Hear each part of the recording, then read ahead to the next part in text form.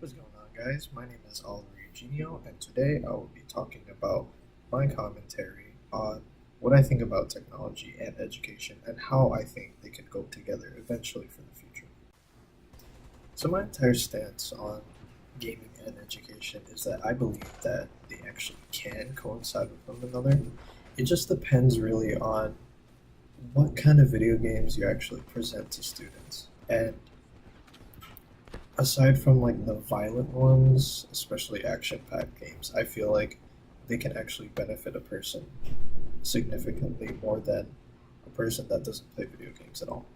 And I feel like at most times, especially for me, since I'm the type of person to play an action-packed first-person shooter game, there's a lot there are a lot of differences that go into um, how a first person shooter game can affect someone that plays a game like Minecraft or a game like Madden NFL 17 or NBA 2K16. There are a lot of games that affect your mind differently than others, and I feel like for students especially, there are certain games that can affect a student positively. So to start, I'd like to show you guys a TED Talk video from Daphne Bavelier entitled Your Brain on Video Games. And in this TED Talk conference, she discusses a lot of what happens through the minds of kids as they're playing video games, as well as what are the long-term benefits, how are they reacting to them, and how it contrasts to students that don't play video games at all. Now I want to step back a bit. I know most of you have had the experience of coming back home and finding your kids playing these kind of games. The name of the game is to get after your enemy, zombie, bad guys before they get to you, right? And I'm almost sure most of you have thought, oh, come on, can't you do something more intelligent than shooting at zombies?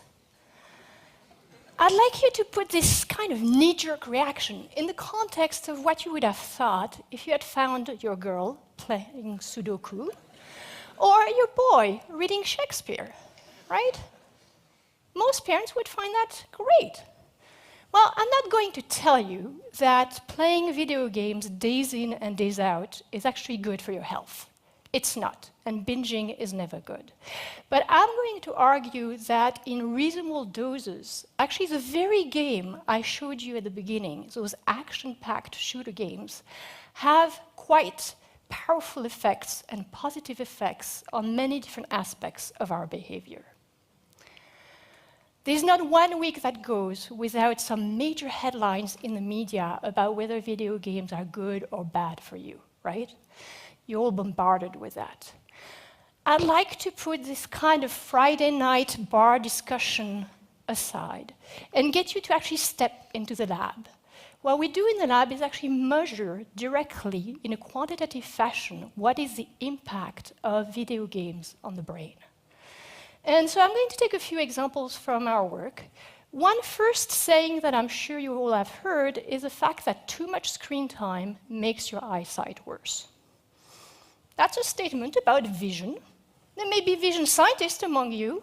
We actually know how to test that statement. We can step into the lab and measure how good your vision is. Well, guess what? People that don't play a lot of action games, that don't actually spend a lot of time in front of screens, have normal, or what we call corrected to normal vision. That's okay. The issue is what happens with these guys that actually indulge into playing video games like 5 hours per week, 10 hours per week, 15 hours per week. By that statement, their vision should be really bad, right? Guess what? Their vision is really, really good. It's better than those that don't play. And it's better in two different ways. The first way is that they're actually able to resolve small detail in the context of clutter. Though that means being able to read the fine print on prescription rather than using magnifier glasses, you can actually do it with just your eyesight. The other way that they are better is actually being able to resolve different levels of gray. Imagine you're driving in the fog. That makes a difference between seeing the car in front of you and avoiding the accident or getting into an accident. So we're actually leveraging that work to develop games for patients with low vision and to have an impact on retraining their brain to see better. Clearly, when it comes to action video games, screen time doesn't make your eyesight worse. So Daphne brings up the first point of, hey, it's better for parents to see their kids playing Sudoku or actually reading a book. But in terms of the gamer's perspective, they don't really want to do that. And the reason is because they find that too boring. For me, while I'm playing video games, it's constantly fun. There's no point in time where I'm really bored and I want to stop and read a book. No, there's no way that I would want to do that. And it's really understandable to hear from a parent like, hey, you should be doing something better. But for the kid, what better is there to do? Because as a gamer, there's no way that we would find time in enjoying something boring, as in reading a book or playing Sudoku. There are kids that actually enjoy doing that, but for the gamers, there's no incentive in doing it. But eventually, she brings up the point where she talks about a gamer's vision, and for me, I'm more nearsighted than farsighted. So when I play video games, I I play with glasses, and that's completely fine. And it does help because I think while I'm wearing glasses while playing these video games, especially first-person shooters, I'm reacting really fast. I can see small objects. I can define small details from like a regular detail. And that in mind, I think a person that doesn't play video games daily, they don't really get a sense of, hey, I can tell these minute details apart from each other. And that's what really comes with being a gamer, especially if you're playing an action-packed game with so much happening at the same time as Call of Duty. And now let me introduce Prince EA into the conversation. Prince EA is a YouTuber. He has quite a following on YouTube with over 1 million subscribers. He is a spoken word artist and an activist. And in August, he did a collaboration with the Angry Birds organization interviewing Vil Hayari, the chief marketing officer of the organization. And in their conversation, Prince was asking a lot of questions regarding how Angry Birds incorporates educational elements into their games and what draws players in. Learning methods should support creativity and innovative thinking. Rovio Entertainment, the creator of Angry Birds, has done just that. Let's learn more about how they have approached the challenge. So what kind of educational elements have you incorporated in your game? I think the prime example of this is really Angry Birds Space and a really close partnership with NASA. NASA has always like really many ongoing educational programs on science, on space, on microgravity, on Mars exploration and so forth. This has been like a great platform for us to make like engaging content on these and really incorporating into the games in an organic way. Why are games and why is mobile and mobile games so important in this? Why do they play such a huge role? I would say that like you probably, if you look globally, more people are going to have access to smartphones and this digital technology than have access to actual high quality education. So you're saying they should infuse the education through the technology? Exactly. We are developing a concept where kids can learn through play and experiment. So what should we consider when developing an entertaining yet educational experience? I think the entertainment has to come first. So you have to hook people in with an engaging and entertaining game and gameplay. You can't just rub the education part in their faces. If you come from like an educational starting point, the educational part has to maybe be your content, but you can't sort of, you have to live by the rules of gameplay and game design on what people actually want to play.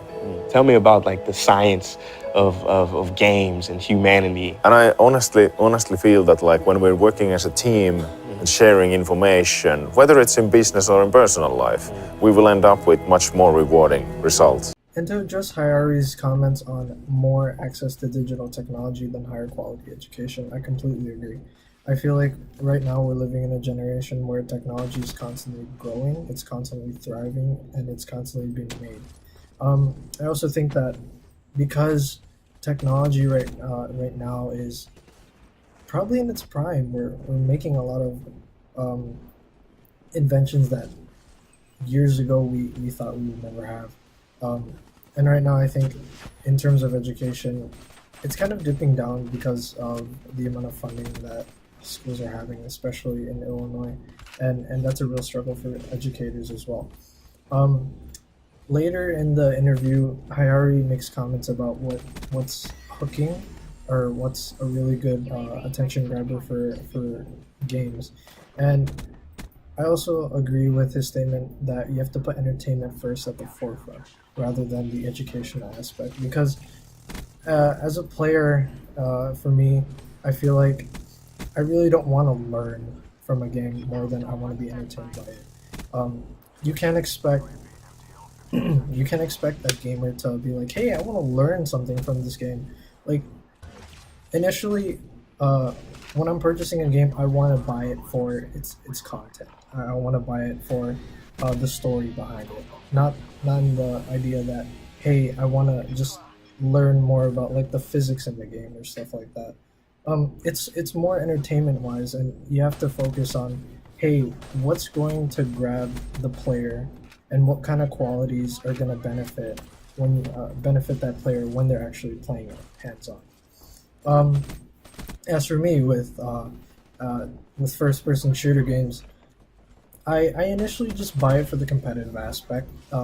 There's and playing with other players online, especially my friends, I feel like us as like a FPS community, it's really tight because a lot of the players they don't get along with one another. Sometimes there's this divided community where it's like, hey, all the good players they know each other, they get along with one another, and then you have like the non-experienced players where they just want to have fun, and in the middle between that there's this fine line between, hey, I want to take it serious and I want to take it further, like the gaming aspect that they want to take it further. But for the casuals, let's say the people that just play to play, they don't really look for they don't really look to get better.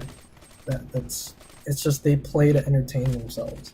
And with those players that actually want to get better through playing constant hours, like they actually dedicate the large amounts of time, let's say about 40-50 hours a week playing games to learn the meta, learn what new players or to learn what the better players are actually doing in the game, and to actually just become a better, what's that word, to become a better just learner.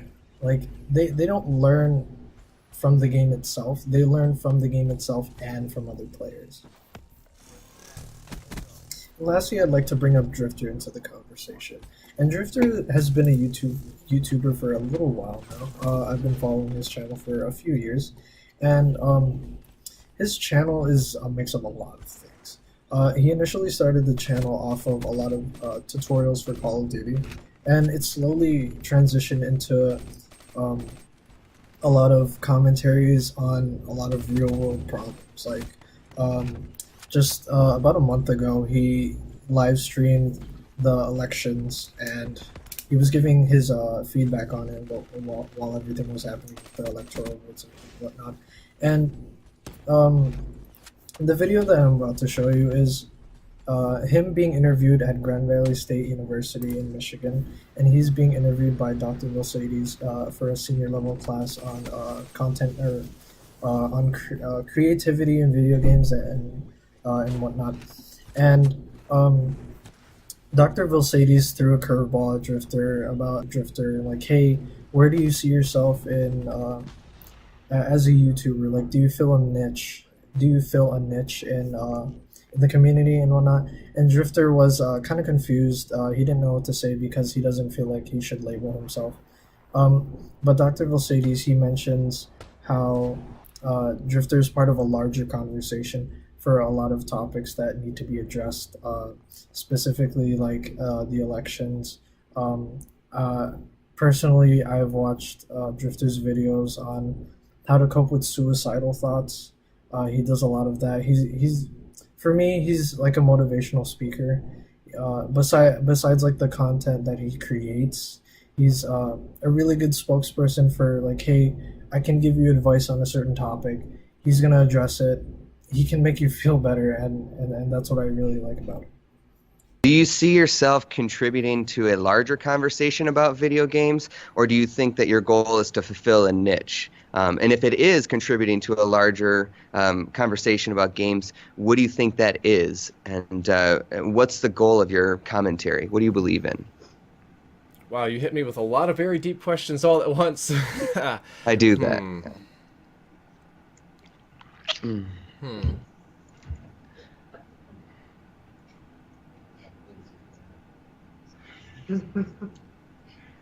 You've really got me thinking now. I'm trying to self-evaluate and wonder if my channel is a niche or if I'm part of a bigger conversation. And to be honest with you, I truly don't know. It might even be inappropriate to define yourself because you don't have the outside perspective. True. What do you think? Honestly, I don't know on this one. Yeah, I think that you are part of a larger conversation about video games being more than leisure activity, more than just child's play, but actually hard play. You invest in the details. I think the way that you study and break down the details of a game is a sort of calculated knowledge base that's important to a niche group of people, but it's also really significant to the larger conversation of how games can matter. When I understand how like a stock works as an attachment on a gun, there's only a select group of people who know that, but that inside knowledge is part of the game logic that makes me feel even more part of the apparatus of the community of gamers. Yeah, sorry, I heard something. But on the other hand, I asked my students about this. I showed them some videos, and they had never seen your channel. And a lot of their responses off the first base were, yeah, I don't see value in that because I've never played the game. It doesn't make any sense whether, Juggernaut or whatever is better because I don't care about that. I see the value in how much depth there is, and I could see that as part of a community, but they weren't convinced that it had a larger conversation to it.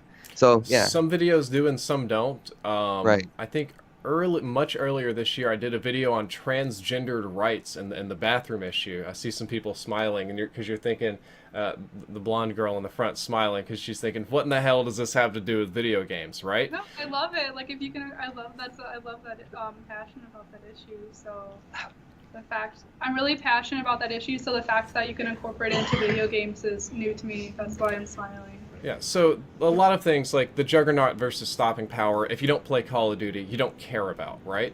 But I made this video and I had the COD commentary and I talked about it and I tried to explain that there's more there's the rights issues, there's the culture issues, and then there's crazy tax issues because I'm in Texas, right?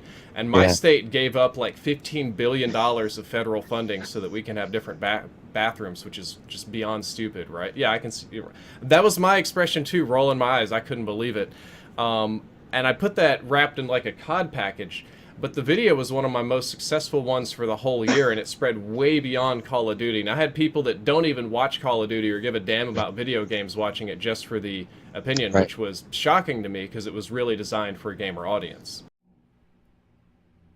And when Professor Vilsades, he makes these comments about drifters saying that he's more of a facilitator for a larger conversation of ideas, I again completely agree with what he's saying. I feel like Drifter, as of now, where he is in his YouTube career, he's not one-dimensional. He's not the YouTuber that just constantly pumps out videos that just talk about, hey, this is how you use a gun. These are the statistics for one gun in a certain game. He doesn't do that. He provides for a lot of his commentaries that talk about a lot of real world situations that are occurring right now, or if he just wants to just lay back and just relax, he could live stream a game that he really likes and he really wants to play on that day.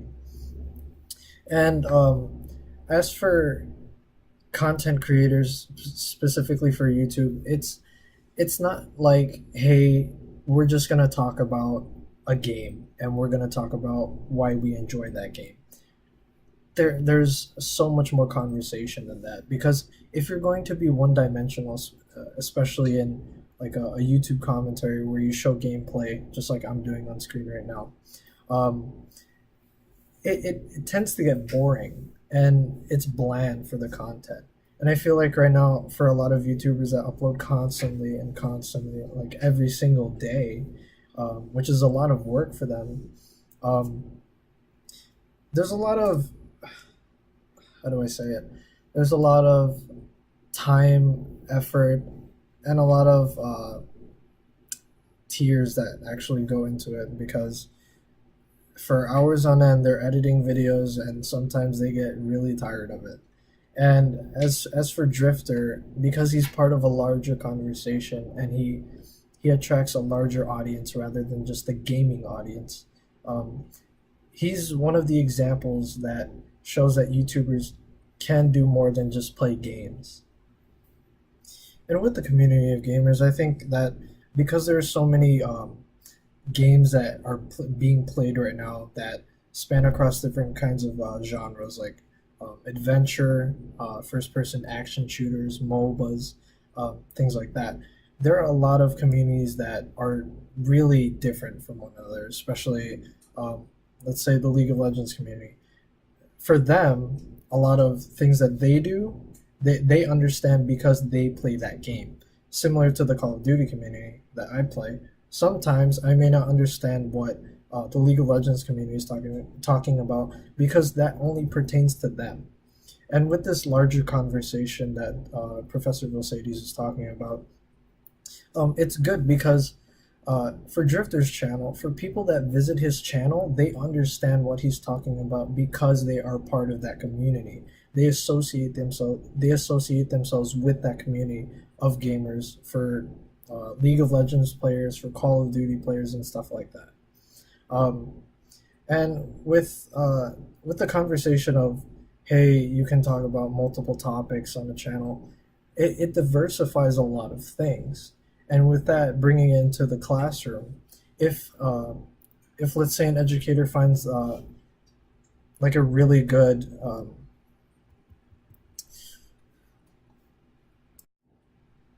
if educators can find that balance between, hey, this is how I can teach kids in a classroom in a fun way through a game or some sort of multimodal project, then that'll make the classroom more inviting.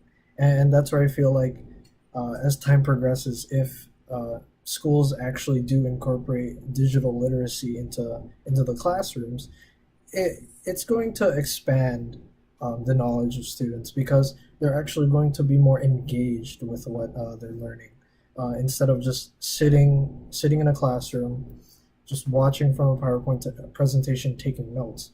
They don't want to do that constantly. They want to just, let's say, exercise their minds. They want to actually learn at their own pace, and that's where I feel like if you incorporate a game into into a classroom, and students can learn at their own pace, it benefits them, because there are certain areas and certain classes that I have been part of where the curriculum was taught too fast and I couldn't keep up with anything, or I had to constantly ask the professor to review it or show it again for the class because it went too fast. And that in mind, I feel like there's a lot of room for growth in our education system if we do incorporate technology, and I feel like it's going to actually benefit the education system for the United States. Thank you for tuning into the video, guys. I really appreciate it. Don't forget to leave without leaving a like or a suggestion in the comment section down below. Thanks. Peace.